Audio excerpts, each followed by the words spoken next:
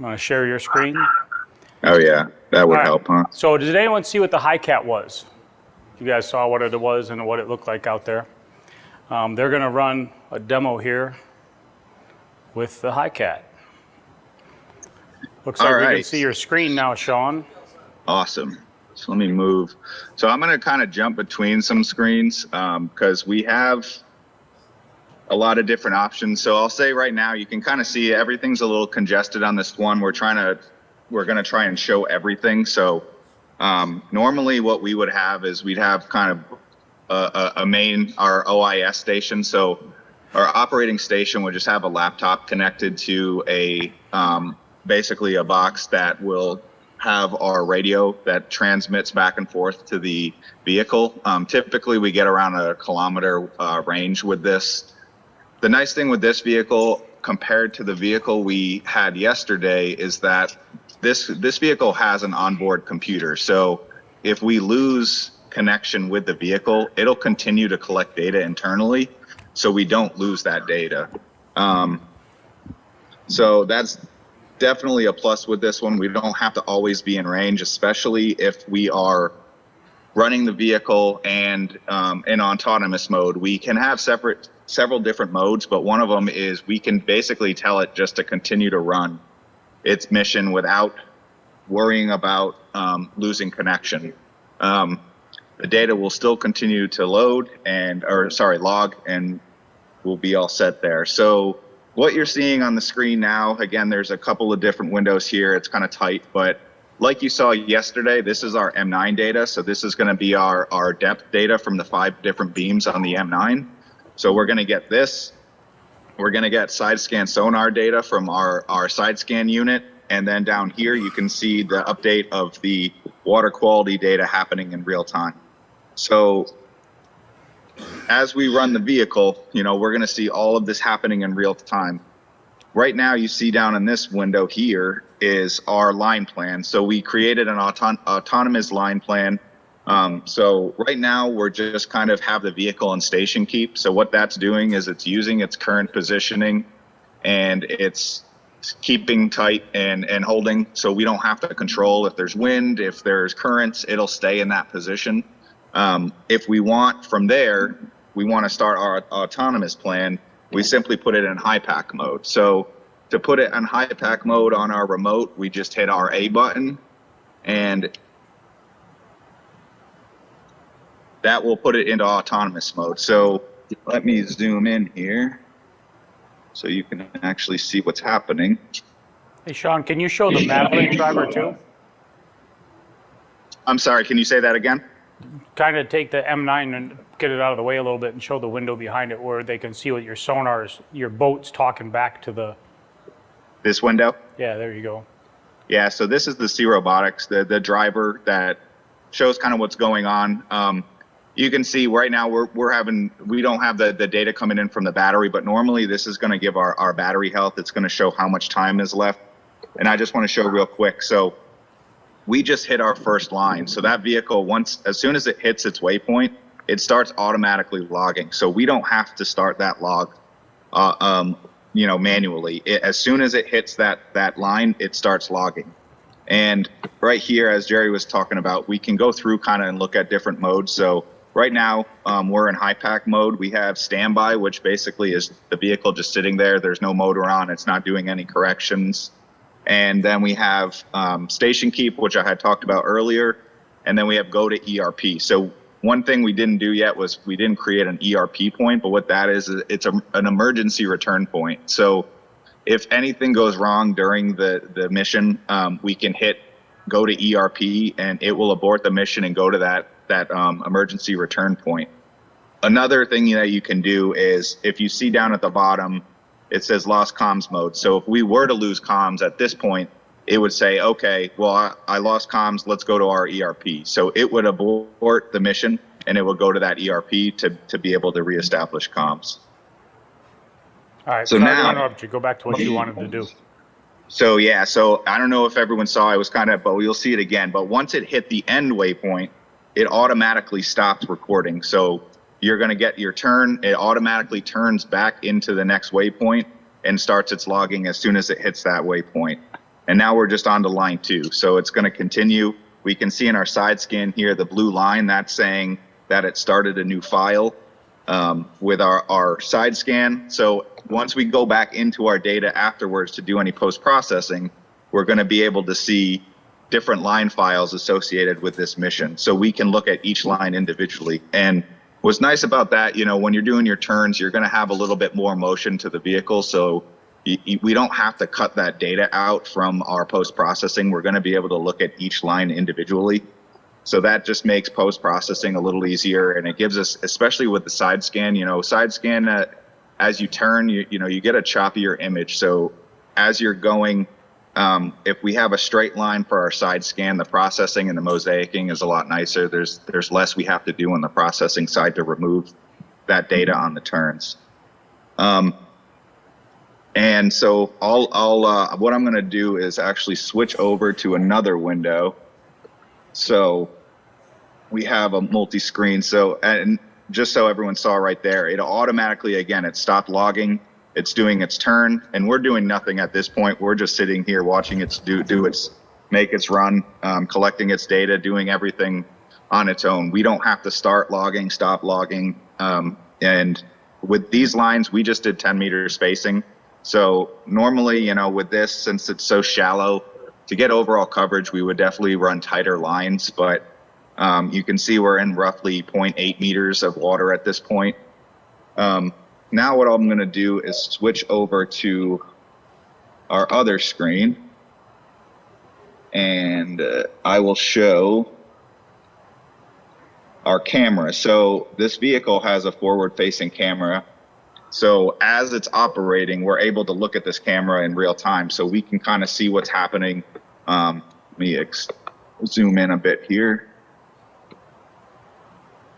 So this is a live feed from our camera. So as the vehicle gets further away, if there's obstructions or if there's, you know, something that we need to change the course, we can take control of the vehicle at any time. So right now, you know, it's in HYPACK mode, it's running autonomously, but the nice part is that at any time, if we want to take control of the vehicle, we can do that by simply using the remote control to change the mode. So we have a few other modes that we didn't talk about, and some of them we have, it's called either heading or thruster mode. So with those modes, that allows us to take full control of the vehicle and drive it manually. So we can just go into, say, thruster mode and then drive it basically like a remote control boat, get it out of the way of any object, and then we can go back and put it right into HYPACK mode to continue on with our mission. And then if I switch to another screen,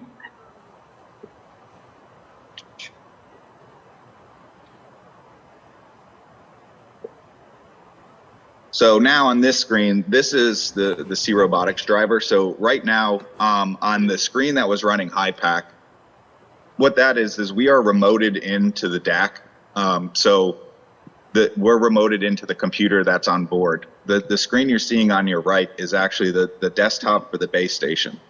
So with this screen, when we first start the vehicle, we open up this USB main driver, this program, which this establishes the communications with the vehicle. So this is going to give us some information as far as, you know, depth, speed over ground, what the voltage looks like for the battery. We can control, you can see here, we can control all the sensors on board. So if we wanted to turn off power to the sonar, the ADP, the XO, we can easily do that through here. On startup, the vehicle itself does not have the thrusters enabled, and that's just a kind of a safety feature. So we have the ability here also to turn the thrusters on and off right here. So once we're ready, we go through our checks, we'll turn the thrusters on, and then we'll manually check them before we put it in the water. If we go over to this back screen, this kind of just gives us a little bit more information as far as if the vehicle health status. So you'll see here our USB status is green and our communications is green. So if there's an issue with the vehicle, we would have information here that would tell us what's going wrong. So if we were to turn off the thrusters, our USB status would then be red because the thrusters are disabled. If we lose communication with the vehicle, then our communications would go red. We'd wait for a reestablishment, and we'd go from there. So now I'm going to just switch back real quick to our DAC screen so we can see what's happening with the survey, because right now the vehicle is about to end its mission. So when it's done with its mission, it's going to go over here, and we can see it automatically just change back into HYPACK mode. Station keep. So as soon as it's done with the mission, it automatically puts it back in station keep, and it'll stay there until you do anything else. So what's nice is, say you have multiple missions you want to run, you want to check the data, we can have the vehicle kind of just sit there. We can wait, and we can go through, post-process our data very quickly. And then if there's anything of interest that we want to rerun, we can create a mission plan, go back into the HYPACK shell, quickly create a mission plan, and go back and run it again. And while the vehicle's running, again, we can send this data to the OIS computer remotely. So while the vehicle, say we're out running it again, we can send the data to the OIS, and we can be processing it there while the vehicle's running a new mission.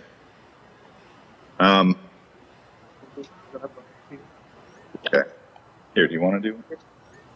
So we're just going to take manual control right now. So what we are going to do is, there's a pier on the side. So we're just going to drive by.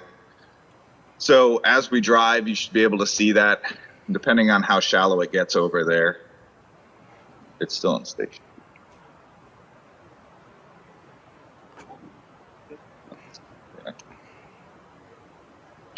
There you go.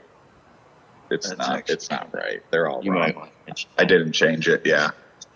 So we just noticed, but one thing to mention, while we were getting set up, I did not set up the water quality parameters correctly. So what happens with the XO unit is that you have to configure on the XO what water quality parameters you want it to output based on the sensors that are available.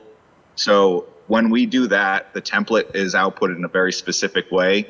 So then what we have to do is, while we're setting up our hardware configuration in the HYPACK shell, we tell the we set up the YSI XO with the parameters that we set up to output. I did not do that. So if you are looking at these values, temperature is correct, but the other values are most likely not, because salinity would never be 48,000. And if it was, that would be very dangerous. So, Shawn, forgetting the fact that the numbers are wrong, can you click on one of the graphs and just show us one of the graphs so they can see how Absolutely. So for each of them, you can click easily on that, and it'll create. So let me increase the range. So in real time, we can see our graph updating. So any of the data parameters that we have, we can open up a graph, and we can have a real-time image of the data coming in. So down here in this box, it's just going to give you point data. So every second, it's updating the water quality and giving you a point-by-point data piece. But if you wanted to look at the line graph as it's going, so especially if you're looking for specific changes, you're looking for fresh water, hot springs. What was that, Jerry? Nothing, forget it, just a second. Keep going. Okay. Yeah, if you're looking for, hot springs, potential saltwater intrusion, things like that, you're able to bring these maps up, and you're viewing it in real time. So once you see that data spike, you can then go back and either do a profile with manually do a profile with an XO to get from top to bottom, or you can do further investigation with the vehicle.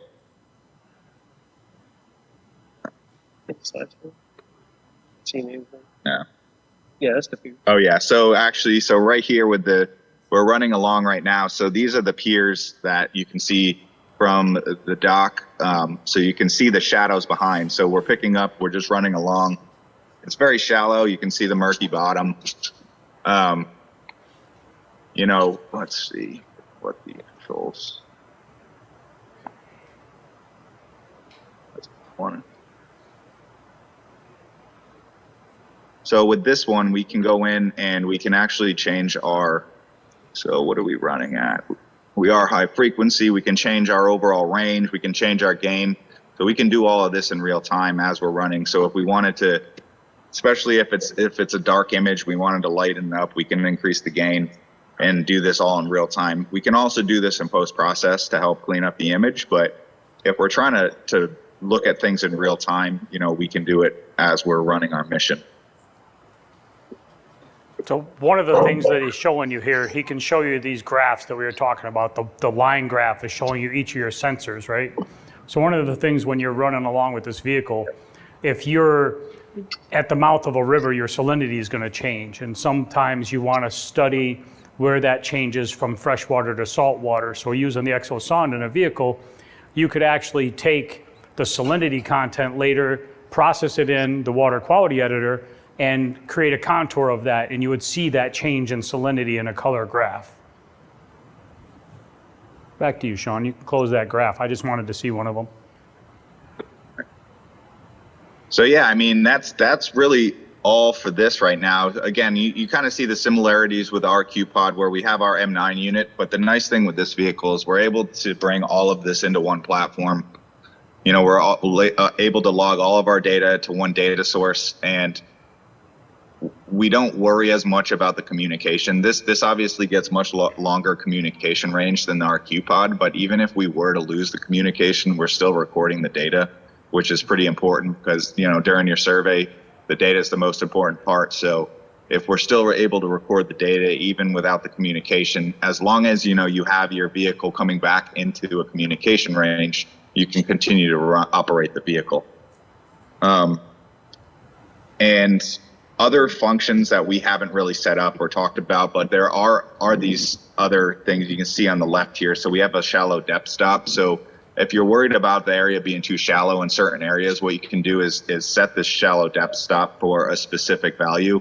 What it does is it'll run to that. If it senses what that stop value is, it'll stop and it'll back up, and then it'll basically go to the next line and try to find deeper water. So once it gets to that deeper water, then it'll continue on with its mission.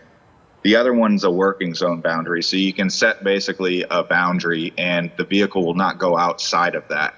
And it's basically just creating a border file in HYPACK shell, loading that in and using that as your boundary. So the vehicle will always operate in that area, especially if you have, islands or other areas where you don't want it to run. You can kind of set that and the vehicle will just stay in the specific area. Line plans, again, it's just simply we do that in the HYPACK shell, so we can create as many lines as we want. Normally what I would do is for this area, maybe create a border file and then clip your lines to that border and run our autonomous mission. So we would just sit here and collect data. We wouldn't have to really worry about much, and we'd be viewing our data in real time. We'd be viewing the camera.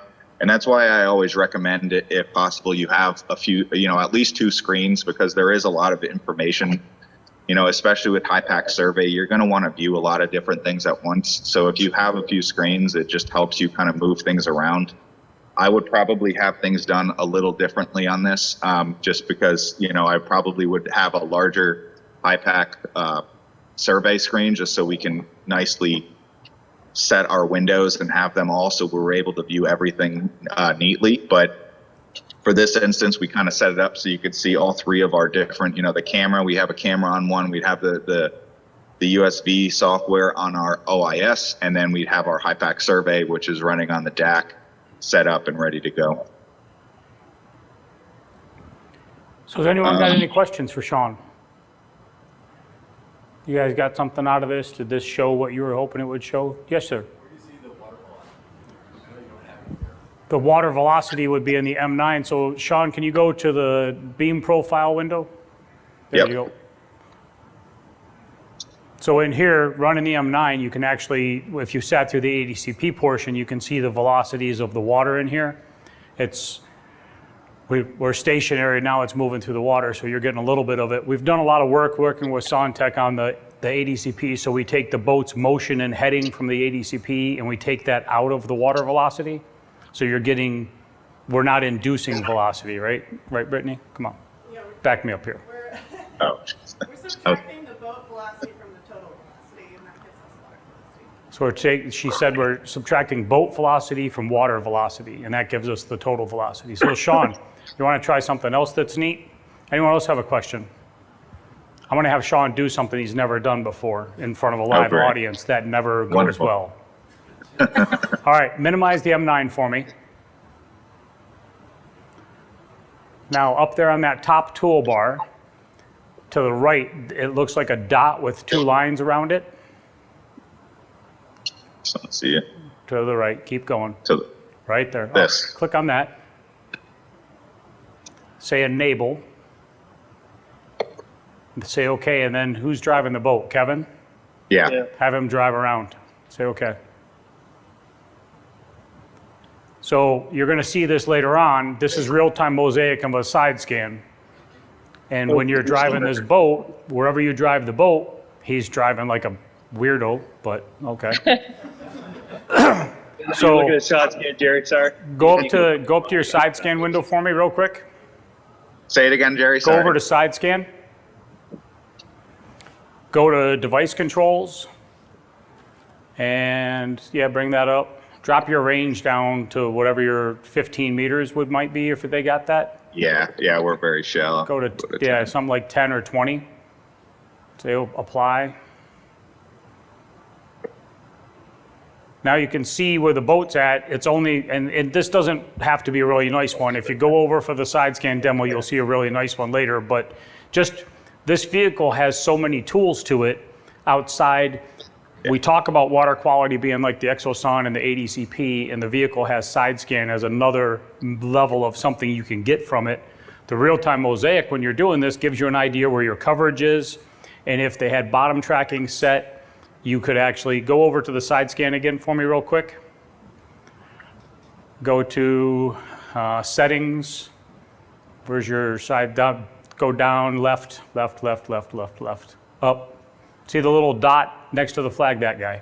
Go to bottom tracking. Go to use high scan, bottom tracking, and then hit apply. It actually set your blanking to 0.1 meter and your gate size to 0.1 meter. And then close. Now take the 2 little feet. See the 2 little feet up there?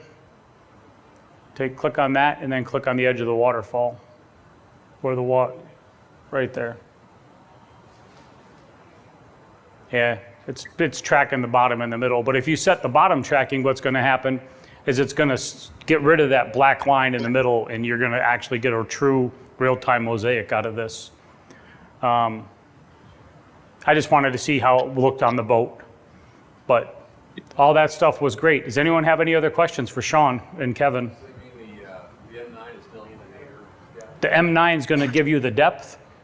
If you had the bottom tracking set properly, then it would close up that nadir, the black area in the middle of the side scan would come together and you wouldn't see that nadir area. It's not going to fill it, but it's going to give us the depth there. Does that make sense? Did I answer your question? Anyone else have any questions? Was this useful? These guys went out there and slogged around in the mud to drop their boat in the water, so hopefully they got something good for you out of it. All right, Shawn, you guys are out in the backyard, right? Yeah, so if anyone wants to come out, we're out here. They're going to be in the backyard running this boat around for the next half hour or so. If anyone wants to go actually see what this looks like running around in the water, go down there and talk to Shawn and Kevin. Awesome. Thanks, guys. That was really good. Awesome, thank you. Yeah, come out and we'll be here for a bit. We're all set. Thanks. All right. Thanks. Bye. You, Kevin,